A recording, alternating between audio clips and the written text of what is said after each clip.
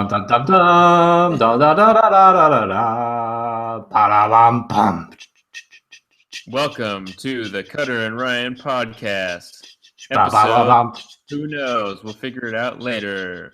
Starring Ba, ba, ba, bum. Ryan Ruark. Hi. And Ryan Kutter. Ba ba ba ba da ba da ba ba bum. We really need to get some intro music. You said there's some free stuff you found?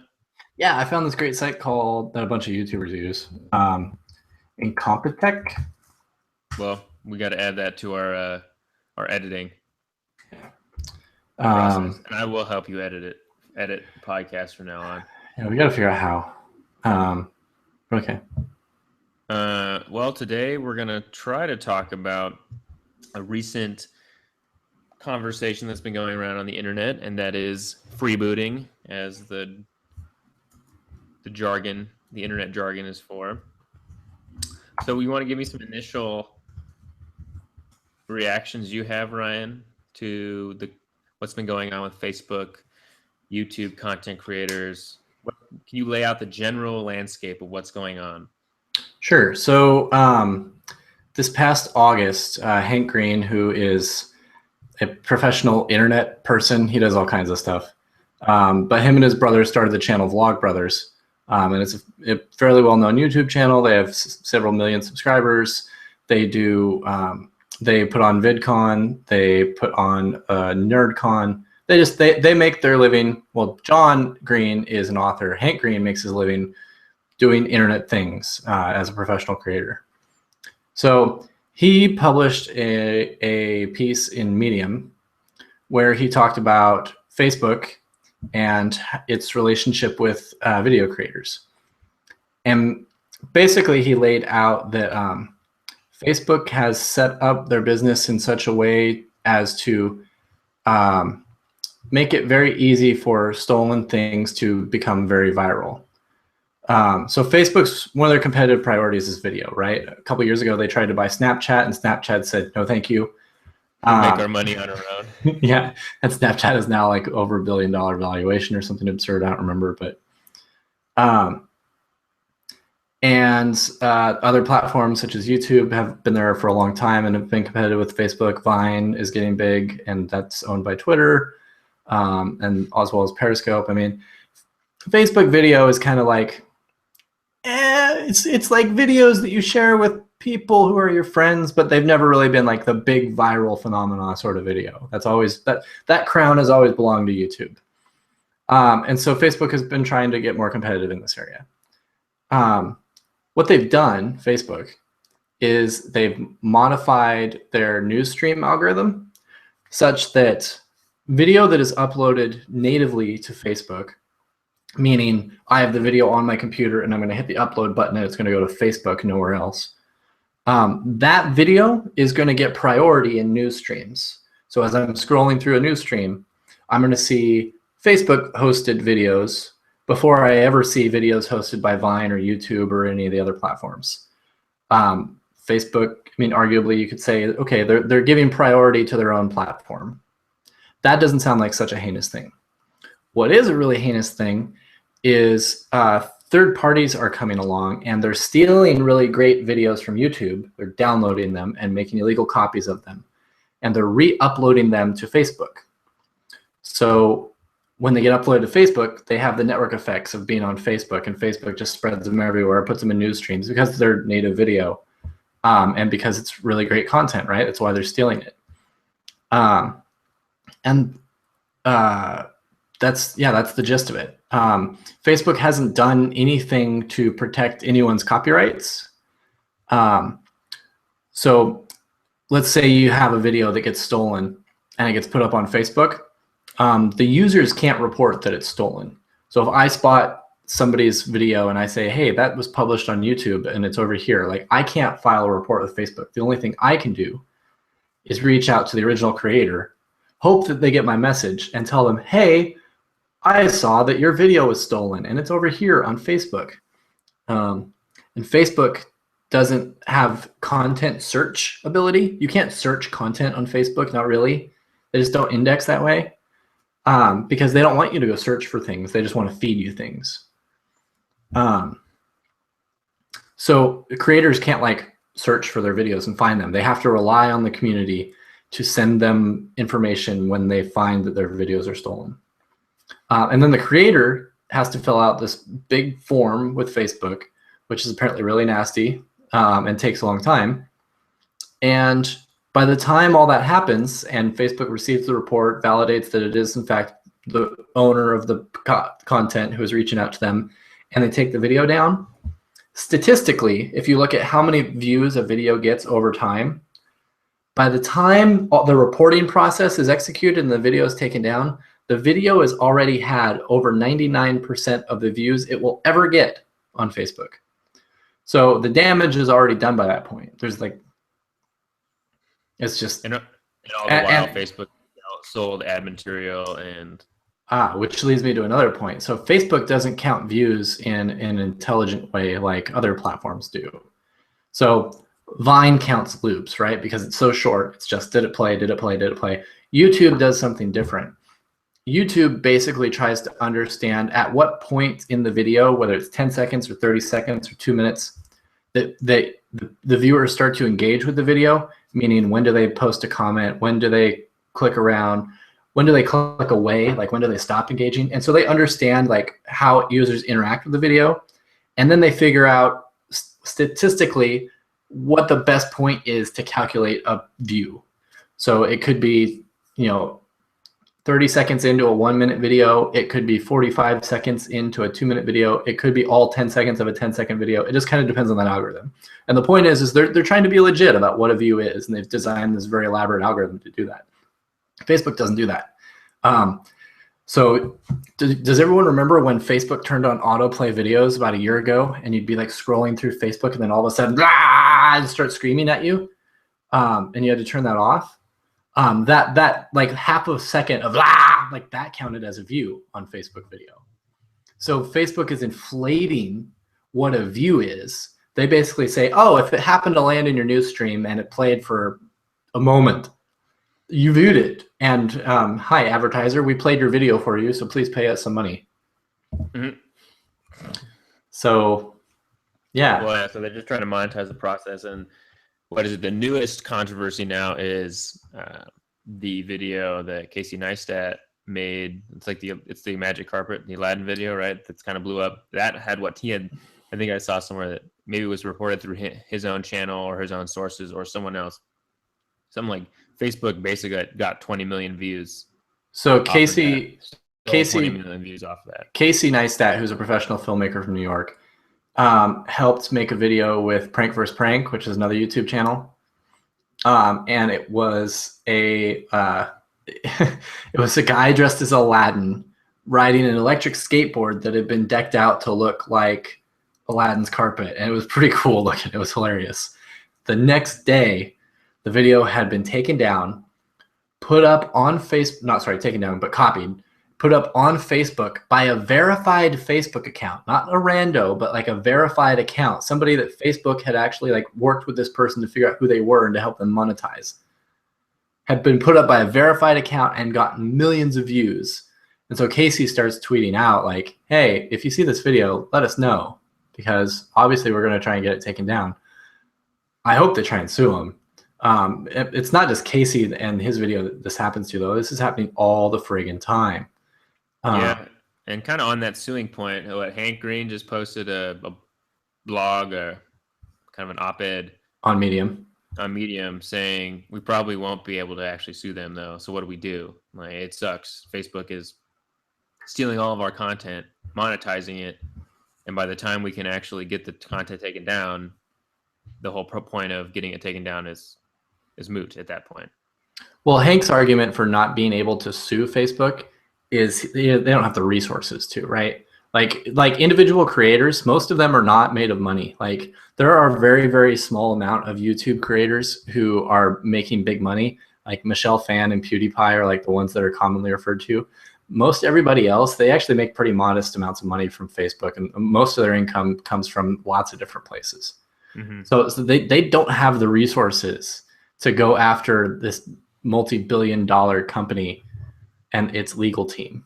The problem is, like we talked about yesterday over the phone, is I actually did some digging into the DMCA, and I think it actually the bad part is the statute's actually written to favor Facebook in, I think, this situation. That is, it's pretty obvious what's going on. I mean, if you know in general what a copyright infringement is, what they're doing is 100% copyright infringement. They're taking the actual work. It's not even disputed. They're literally just copying and pasting the same thing. Mm-hmm. So that's clearly copyright infringement. Where they get it, where I think where their safety is in section 512 of the DMCA. There's a safe harbor, meaning if an internet provider or someone on the internet does certain things to protect themselves or does certain things to respond to a copyright infringement, they can't be held liable under the DMCA.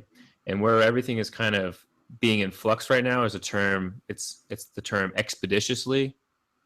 So how expeditiously did the person? Well, I think if you argue that a video has had 99% of the views that it's ever going to get by the time you execute your process, I don't really consider that expeditious. I mean, YouTube got sued by Viacom in the early days of YouTube because stolen content was showing up on YouTube. And YouTube had to build out and invest in infrastructure called Content ID to make sure that copyrighted content wasn't ending up on the site and that copyright owners had a strong system for being able to report stolen content. The problem is, though, is that it's at least in a court of, I mean, you and I both agree that if 99% of the views it will ever get by the time that Facebook, who is one of the largest players in social media, can respond, they probably have all the institutional ability to actually respond quicker. The fact is, of the court of laws is generally, it's a very ambiguous. It's not really a days. It's analyzed by a court, and courts are filled with judges who really don't know what they're talking about in these instances. It's just federal court judges. And the case law, at least it looks like appears, is that someone brought up a thing about 2 days not being enough, and this was for a pay-per-view. So all the money is getting made off of a live feed, and it took one full business day for the pay-per-view copyright to be taken down. And the court said that 1 day or 2 days was expeditious enough, so the copyright infringer wasn't found guilty. So that's the problem, is even it's the way that the courts are measuring what expeditiously is not really the same. It's not really in the same even spectrum as what's actually going on. Yeah, well, I think this is an example of the DMCA not keeping up with the DM. Obviously, right? Yeah. So I mean, so what it really needs to happen is YouTube or someone needs to get pissed off and sue Facebook. Yeah. They need a class action. Well, at the same time, Facebook is trying to court creators into creating video on their platform. And it's like, so you're going to set up a system where it's okay for third parties to screw me, and then you're going to ask me to contribute to your platform. And oh, by the way, I have to pay to reach my audience on Facebook. YouTube pays me to cultivate an audience. Yeah. So what? How does Facebook reckon that? Is it just going to this viral BS thing, like the network effect, the fact that they have everybody's news feeds and everybody's eyeballs, and that they will exercise that muscle? Like, yeah, and it will really come down to just a big media provider or a content provider suing Facebook, and then going through the discovery process and hopefully finding some documentation that can somehow show that Facebook knew that they weren't acting fast enough, but chose. That's what I hope. I hope there's some smoking gun, some PowerPoint deck or some email memo that just that shows they were aware of it but didn't take action on it, and they knew that it wasn't fast enough. But or further, they did it on purpose. I mean, because Facebook is winning here. Like, they're not holding the people who are stealing this content accountable. They're bringing in billions of views to their platform. Yeah, and I think for someone who supports content creators, individuals creating content, I think this is bad, because at the end of the day, who gets hurt the most? Small content creators who might strike it gold, and they might make hundreds of videos, but then one of the things they do just kind of catches on. But oh, look, there's Facebook. just eating into all the views you'll get on your content. So it sucks, and I hope that someone big will step up, get pissed off, and sue Facebook to get them to change. Beam. Beam. I mean, I know what Beam is, but I love it. I actually haven't. They have a lot of. They're going. I didn't realize until last night that they're still actually in beta. Beam, right there, beautiful app. If anyone actually watches our podcast, you need to get it. What? That's me. The podcast. Some of the stuff I'm doing. Follow me at Kutter_Ryan. Waiting for Katie and parking lot. I have a lot of videos, so you probably don't want to keep going. But I love the app. I think the mentality and the place that Casey and their team came from when they made the app, I think it's in a totally right place for the direction I think where engagement from social media is going to go. Well, so the chief engineer at Beam came from Tumblr, which I think is really interesting. If you've ever been on Tumblr a lot, like there's just so much. Hank Green did a great song about the world of Tumblr. And I really like the app. I didn't realize until last night, actually, though, that they're still only in their beta version. What I haven't figured out is how they intend to monetize it.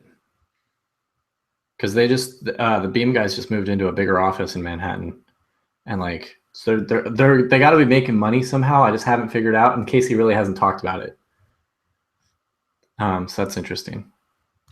Yeah, I mean, maybe it's just those little clips, and maybe they're gonna sell. I mean, I'll have to look through the terms and condition, but what, just have little ads in them, or what, sell data? Maybe they'll sell our data, like where people are beaming from, or just. I mean, I could see it as if it has a large enough user base, I could see it being used as a way to kind of see what's going on generally in certain geographical areas. Yeah, but you can't really pinpoint a beam. Like, yeah, I mean, I have my location setting on, but it's not like if you're on Beam, like it's just you're going down a rabbit hole and you're just exploring all kinds of things. Like they just added this new feature where it just takes you to random beams all over the world. Party mode. Yeah, which is kind of great because it exposes you to a lot of stuff, and you're just like, if you're sitting on the couch and you just have time to kill, like you don't know what you're going to see. And I love the motto that they're putting on the t-shirts. So a beam, unlike a Snapchat, cannot be replayed, and once it plays, it's gone. And so on the t-shirts they've got, you'll never see that again. And that's kind of like, that's counter to how we feel about digital things. Like when we started creating digital content, we started archiving all of that digital content. But if you go back in time to when we weren't keeping records like that, as soon as something happened, unless you wrote down what happened, you really had no record of it. So it's like counter to the tech culture for something to just be gone, and it's kind of challenging that way. No, I just really like the app. I also like the conscious constraint they made to only have each clip be 4 seconds. I think as someone for like having and enjoying the app, I think that can create some interesting ability to be creative and like how you tell your daily story or what you're trying to do. Because like it actually kind of is the way that Casey does his vlogs too.